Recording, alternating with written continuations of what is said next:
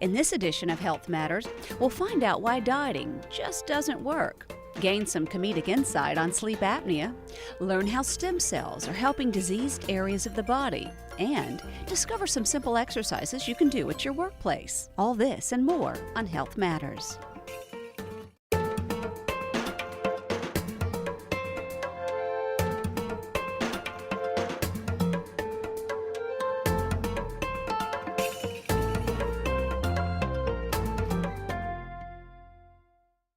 We're in Clearwater at Metabolix Wellness, where the focus is on health rather than disease.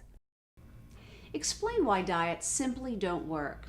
It's a pretty complex question because there's a lot of money spent on dieting. There are a lot of programs out there. There are a lot of theories on dieting, but we try to stick to the basics. One of the things that can happen is a lot of times people either put most of their resources, their money, into either fitness or into dieting, but they don't do them both together. And that's one of our concepts, is that in our program we take care of the fitness part as well as the nutritional part. We don't let that go without each other.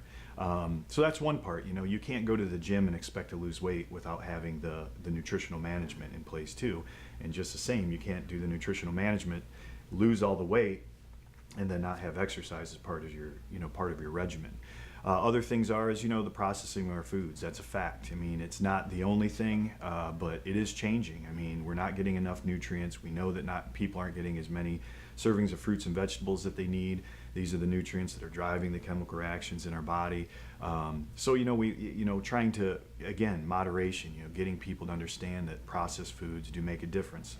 And the way they're making them and the amount of sweeteners and additives, our body doesn't know how to react the same to just raw foods. So that's the big problem, is if that's the main component of your diet, you're not going to be able to, your body's not going to react the same. And when it doesn't react the same, it creates inflammation. And we listen to our patients when they come in and we ask them why they failed other programs.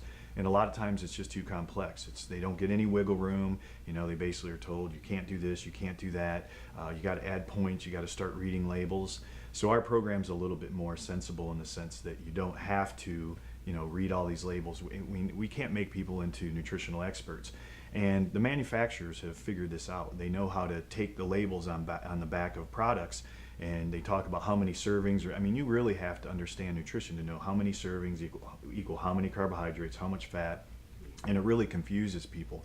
And eventually they try to keep up with it. They try to take all their logs and track their points and everything, but eventually they miss a few days, and then going back seems a lot harder than just stopping. And so simplicity is a really big focus of ours, is to just make it a simple program, a simple approach, not trying to make everybody nutritional experts. They have to know the basics, but if you can kind of get into a rhythm that's more of a lifestyle program, some of these things aren't as important. Is yo-yo dieting bad for your body? Oh yeah, it is. And some of the experts are saying that yo-yo dieting might even be worse than maintaining a overweight status. And I don't want to approach it that way, but yeah, that's what most of America does. They'll go and do a program for 30 to 60 days. They lose some weight, they figure out that maybe I can do this on my own. They don't have the fitness in, they don't have the education, they go ahead and go off, and next thing you know, they're back doing their old habits, and they gain their weight back, and then they go back again. Sometimes it's seasonal, but yo-yo dieting is the way most people diet. One of the stats is about 66% of the population is always on a diet, and that basically means diet for a few days, skip some meals, lose 5 pounds, gain 5 pounds, and that goes up to 20 and 30 pound shifts. And unfortunately, we know there is no magic pill. It all is it's learning and finding the easiest way for you to live in moderation and live balanced. There's some things you might have to give up if you can't control them, but ultimately it's just moderation. It's learning how to manage it. And so, everyone wants to look good, and if there was that pill, everyone's looking for it. But obviously it's not there. It's never going to be there. And if they do find it, likely it's not the right way to go anyway. It can't be a healthy option if it's just something you can do without actually doing the things you have to do. Somehow, yeah, outside or outwardly you might look really well, but what it's doing inside is probably going to be worse for you. So there is really, we're really trying to get people to understand that it is not a large commitment, and there is an easy way to do it without looking for these real aggressive treatments or looking for these new therapies. The pharmaceutical industry has all these medicines for weight management that are due to come out, and they're always looking for different pills that could act as that, that magic pill. But unfortunately, there is none. I mean, they've been out there for years, and as you see, our statistics are still getting worse. So the quote-unquote magic pill's out there, but yet we know it's not working. So they just have to understand that they're going to have to move in a different direction and actually try to become, make this a lifestyle, or they're just going to be chasing that magic pill. Do you think obesity rates are on the rise, and how bad are they? The statistics are very gloom. I mean, when you look at where they think we're going to be in 2020, I mean, they're predicting that we're going to get close to, in the high 80s to low 90s as far as percent of American adults being over their ideal weight or obese. And one of the fastest growing sectors of obesity is our children. And it's very scary. I mean, when you're getting, even our children are being diagnosed with disease faster than they ever have. The nice thing, though, to end on a positive note, is that we are seeing a trend where people are trying to now take a little bit more responsibility for their health, which is a neat thing. But I think that they need to take a little bit more better look at what they're doing. Like I said, they need to be the biggest advocate of their health.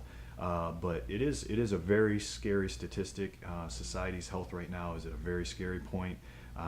So we're happy about our programs just because there are this influx of people coming in now saying, okay, I'm done. So we know that if you asked an average patient saying, hey, write down what you should be eating every day and what you should be doing, most people can do that. It's taking that and putting it and educating them to put that into a position where it's balance and it's moderation and it's a lifestyle.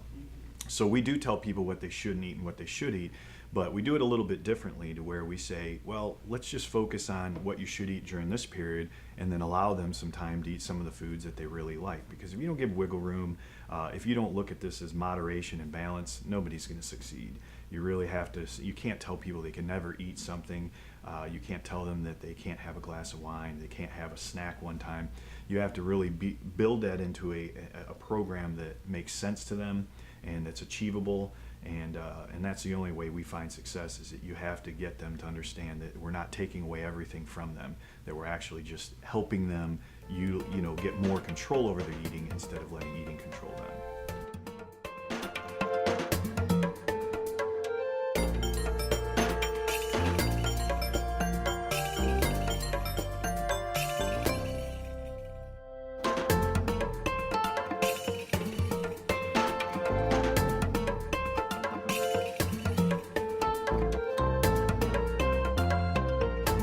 Health Matters will return in just a moment.